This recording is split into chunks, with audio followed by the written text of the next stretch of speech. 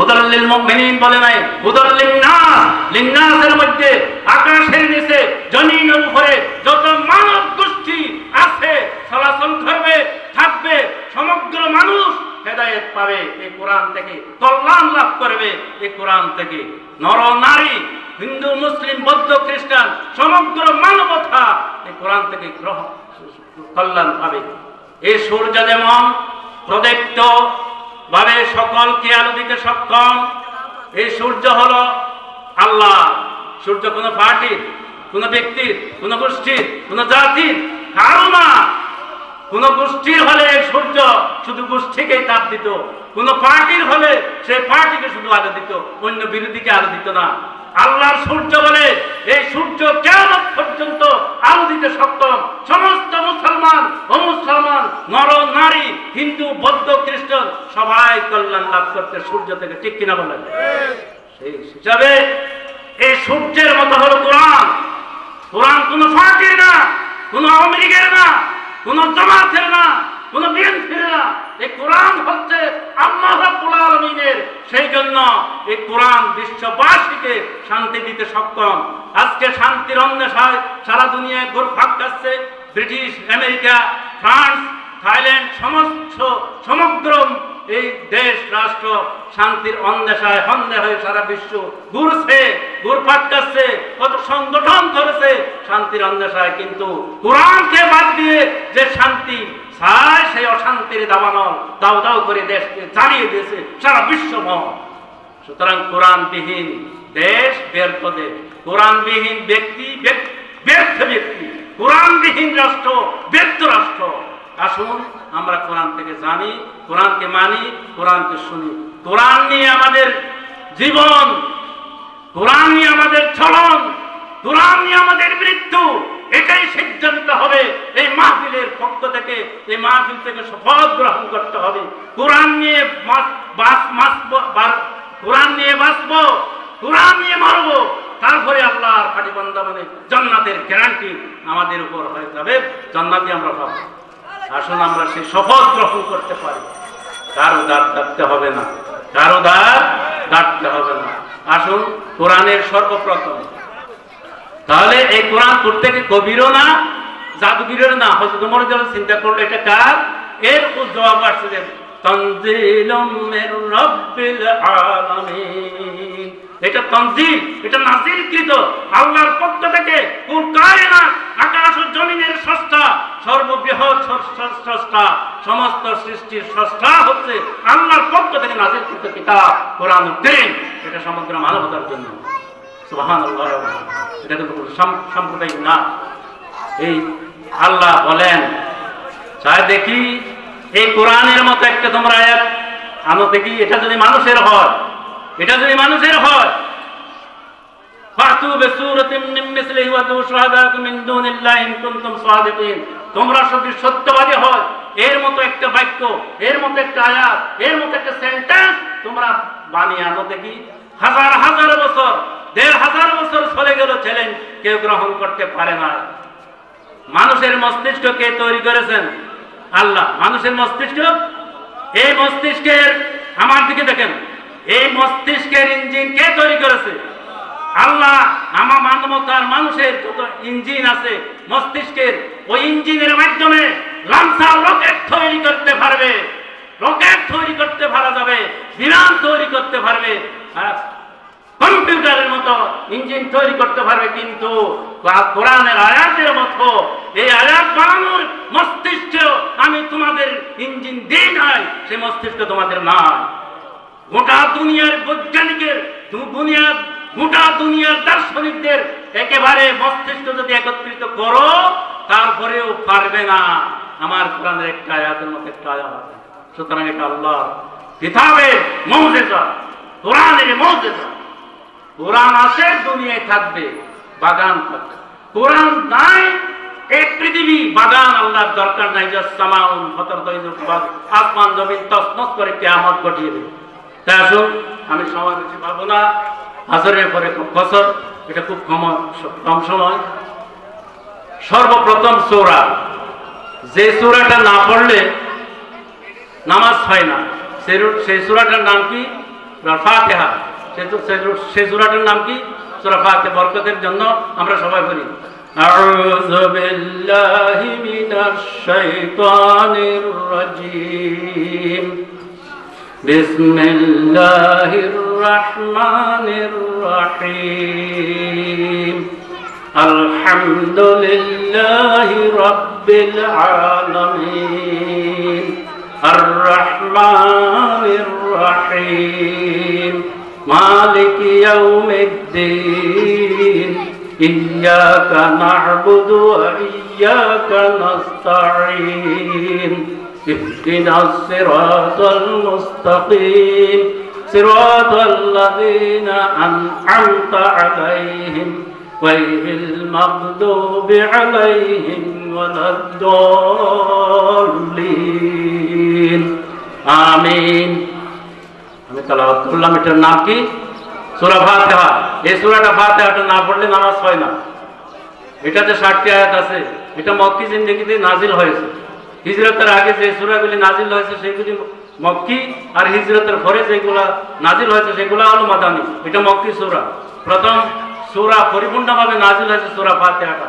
এখানে আল্লাহ পাক বলছে, আমাদেরকে শিক্ষা দিয়েছে আলহামদুলিল্লাহি রাব্বিল আলামিন, সমগ্র বিশ্ব জগতের জন্য, বিশ্ব জাহানের জন্য, প্রভুর জন্য প্রশংসা। এই পৃথিবী সুন্দর করেছে, গাছগাছালি পাকপাখালি সুন্দর করেছে, বনবনানি সুজলা সুফলা শস্য শ্যামলায়িত সুন্দর পৃথিবী। এটা আল্লাহ প্রশংসা ছাড়া আর কারো প্রশংসা না। ইঞ্জিনিয়ারকে ইঞ্জিন তৈরি করার যে মেধা দিয়েছে, বৈজ্ঞানিকের বিজ্ঞানের জন্য যে মেধা দিয়েছে, দার্শনিকের দর্শনের জন্য যে মেধা দিয়েছে, সেটা হলো আল্লাহর, আল্লাহর দেওয়া। সুতরাং প্রশংসা হবে কার? আল্লাহর প্রশংসা। আমার গাছে ফল ধরেছে, আমার গাছে ফল ফুটেছে, সুন্দর সুন্দর ফুল, সুন্দর সুন্দর ফল। এত সুন্দর ফল কে দিল? এত সুন্দর ফুল কে দিল? আমাদের দেশের যদি বৈজ্ঞানিক হয়, আমাদের দেশে যদি কবি হয়, ওই পদ্মা মেঘনা যমুনারী দলেশ্বরী সৌন্দর্যখানে তুলে ধরে কবিতার মাধ্যমে, কবিতার মধ্যে।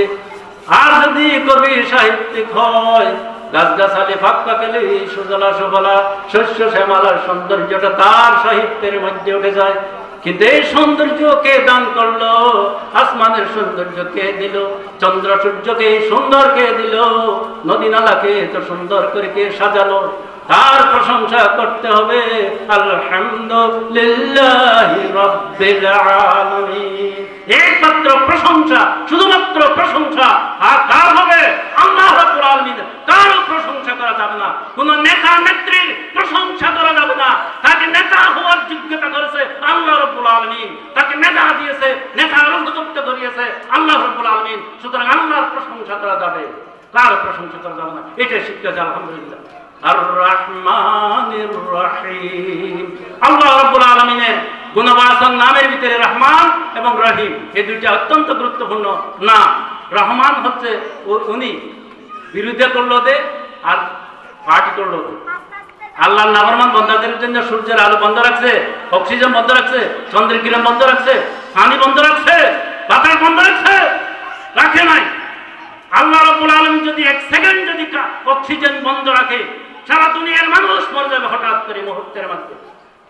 যে অক্সিজেন বিশ্বের বাজারে পাওয়া যাবে না, মার্কেটে পাওয়া যাবে না, কোন ডেভেলপমেন্ট কান্ট্রিতে পাওয়া যাবে না, এমন একটা জিনিস আল্লাহ রাব্বুল আলামিন বিনা পয়সায়, বিনা পরিশ্রমে আল্লাহর পক্ষ থেকে অহরহ অক্সিজেন নাজিল করতেছে, অক্সিজেন দান করতেছে মানুষের জন্য।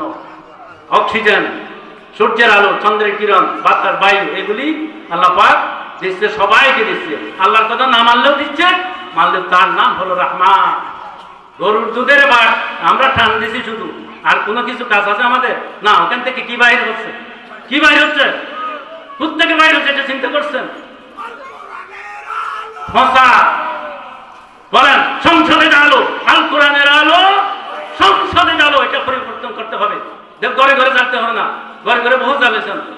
আল কোরআনের আলো সংসদে যদি না জ্বালান, ঘরে ঘরে জানতে পারবে না। এটাই স্লোগান বদলাতে হবে। আল কোরআনের আলো, সংসদে জ্বালো। এটা তাহলে এটা আল্লাহ পাক জাল্লা শাআনু না দিলে কেউ সম্ভব। আল্লাহ পাকের পক্ষ থেকে এটা আমাদের আসছে।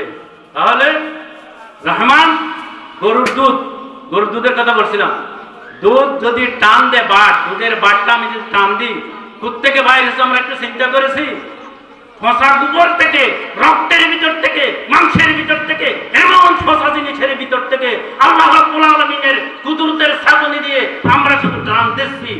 কুদরতের ছাঁকনি দিয়ে এমন সুস্বাদু দুধ, এমন সুস্বাদু তরল পদার্থ, নরম পদার্থ, এমন ভিটামিন যুক্তওয়ালা বাহির করে খাওয়াচ্ছে, সেটার নাম হচ্ছে লা ইলাহা ইল্লাল্লাহ। আল্লাহ ছাড়া আর কেউ নাই, তার নাম হচ্ছে রহমান আর রহিম। পরকালের জন্য যারা ভালো কাজ করবেন, এক কাজ করে তাদের জন্য জান্নাতে দেওয়ার জন্য এটা রহিম, পরকালের জন্য। আমি বেশি ব্যক্ত করতে তাফসীর করতে পারবো না, সময়ের অভাব। মালিক ইয়াউমিদ্দিন, ওই দিনের মালিক। বিচার দিনের মালিক কোন দিন? কোন বিচার? কোন বিচার? দুনিয়ার বিচারকরা যে বিচার করে সেই বিচার। দুনিয়ার যত বিচারক আছে, বিহকামিল হাকিমিন, দুনিয়ার যত কোর্ট অফিস আদালতের যত বিচারক আছে, সমস্ত বিচারকের বিচারক হচ্ছে আল্লাহ রাব্বুল আলামিন। সেদিন কাঠ গড়ায় আল্লাহ বিচার করবেন। সকল কিছু মৃত্যু হয়ে যাবে কিয়ামত দিবসের মাঝে। সব মানুষ মরে গেছে, মারি ফেলছে। আল্লাহ রাব্বুল আলামিন জিবরাইলকে ডাক, আজরাইলকে ডাকবে, এই ফেরেশতাদেরকে ধরো, জিনদেরকে ধরো। জিন সব মরে গেছে, আমি সংক্ষেপে কথা বলছি। এখন ফেরেশতাদেরকে ধরো, ফেরেশতা সব মরে গেছে। এখন মানুষও নাই, জিনও নাই, ফেরেশতাও নাই। আয় আজরাইল, এখন কে আছে? আল্লাহ পাক আমার 3 জন কলিগ আছে। কলিগ, কলিগ করতে কি বুঝেন? কলিগ মানে সাথী। আমার সাথী আছে 3 জন। কে কে?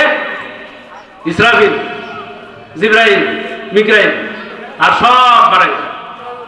ধরো এখন ইসরাফিলকে ধরো, ইসরাফিলকে ধরো, ইসরাফিল। মিকাইলকে ধরো, মিকাইল সাহেব। কে আছে এখন? জিবরাইল। জিবরাইল এমন শক্তিশালী ব্যক্তি ছিলেন, শক্তিশালী ফেরেশতা ছিলেন। শদীদুল কুওয়া, রূহুল আমিন তার নাম দিয়েছিল।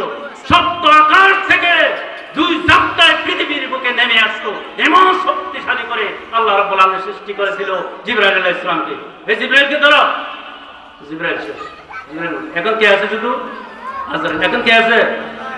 আজরাইল। হুজুর, আল্লাহ পাক আমি আছি, তুমি মার। আল্লাহ পাক আমি সবকে মারলাম, আমি আবার মারবো, তুই মার। তখন এই আজরাইলের চিল্লানি যদি শোনা যেত, সমস্ত মানুষ তার চিল্লানি বেহুশ হয়ে যেত, চিল্লাতে চিল্লাতে শেষ। এখন কেউ আছে আল্লাহ ছাড়া? লিমানিল মুলকুল ইয়াউম, আজকের রাজত্ব কার? আল্লাহ পাক বলবেন লিল্লাহিল ওয়াহিদিল কাহ্হার, একমাত্র পরাক্রমশালী শক্তিশালী আল্লাহ রাব্বুল আলামিন। এখন আর জনগণ শক্তির উৎসব বলা যাবে? বলা যাবে? যাবে না। এটা সংশোধন হন। আমি কোরআনের দলিল দিচ্ছি। 3টা কথায় আমরা ভুল করছি। জনগণ যদি শক্তির উৎস হয়, আল্লাহর পক্ষ থেকে যখন টর্নেডো হয়, হেরিকেন হয়, ভূমিকম্পে দুনিয়াকে লন্ডভন্ড করে দেয়, দেশকে লন্ডভন্ড করে দেয়, তখন তাদের শক্তি কোথায়? জনগণের শক্তি কোথায়? মিসমার হয়ে যায়, চুরমার হয়ে যায়। একে আল্লাহ পাকের কোরআন দিয়ে আমি এই খণ্ডন করে দিচ্ছি। কি?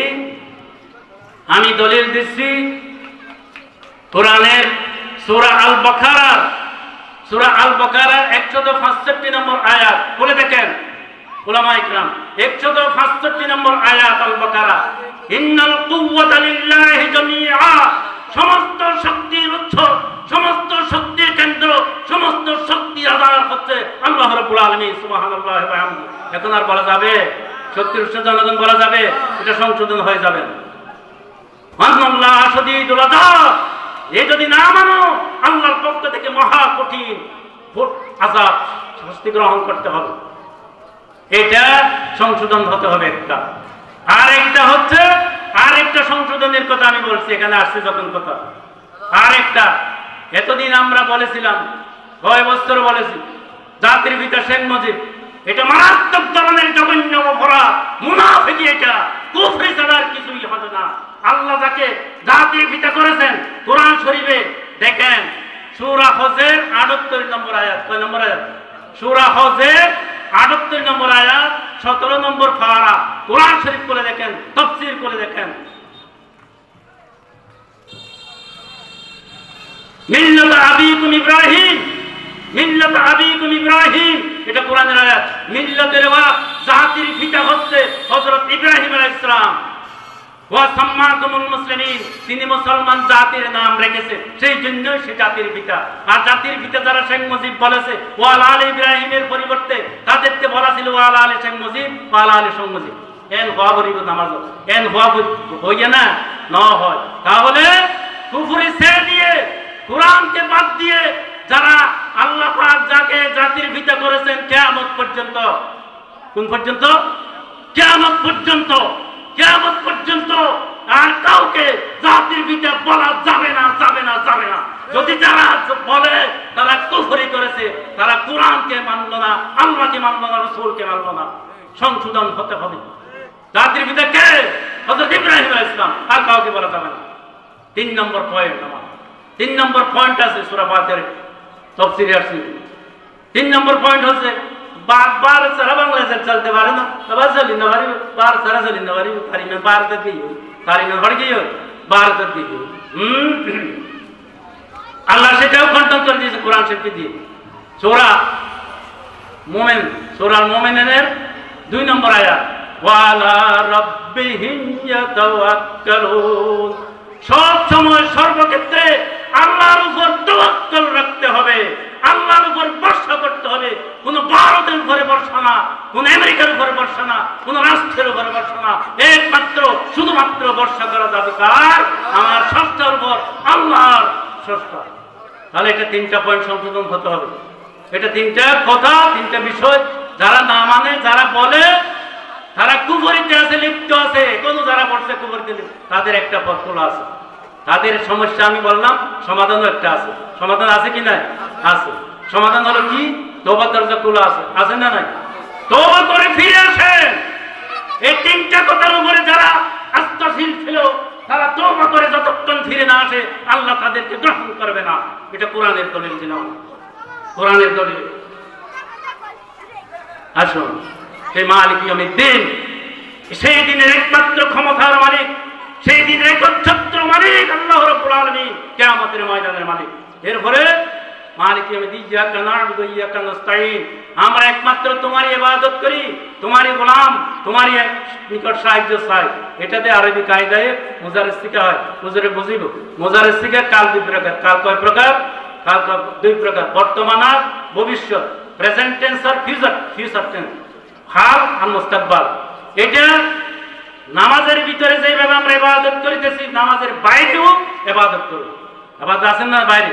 মসজিদের ভিতরে, বাইরে, খেতে খামারে, অফিসে, আদালতে, রাজনীতিতে আল্লাহর হুকুম যদি পালন করা যায়, এটা ইবাদতে পরিণত হবে। কিন্তু ইবাদত শুধু মসজিদের ভিতরে না, অফিস আদালতে আল্লাহ নাই, শুধু মসজিদে আল্লাহ।